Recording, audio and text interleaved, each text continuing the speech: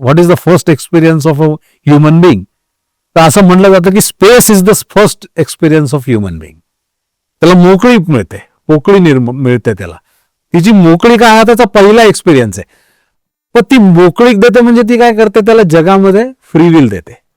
पण ती free will देताना हा विचार करून देत नाही की माझ्या मुलाने अशा पद्धतीनं पुढे जगावं, अशा पद्धतीने पुढे त्याचा स्वैराचार जर वाढला, त्याच्या जीवनावर त्याचा स्वतःच्या जीवनाचाही कंट्रोल न राहता जेव्हा काळाचा प्रभाव त्याच्यावर पडायला लागतो, काळाचा कंट्रोल त्याच्या जीवनावर लागतो, तेव्हा तो स्वैराचाराकडे वळतो. आणि स्वैराचाराकडे माणूस वळला की स्वातंत्र्य आणि स्वैराचारामधला फरक संपून जातो. आणि म्हणून आज जे काही या घटना घडतायत, आज जे काही हे गोष्ट होतीये, याच्यामध्ये माणसाचं स्वातंत्र्य नाहीये, माणसाचा स्वैराचार आहे. ही भूमिका लक्षात घेतली तर फ्री विलचा खरा अर्थ कळेल असं मला वाटतं.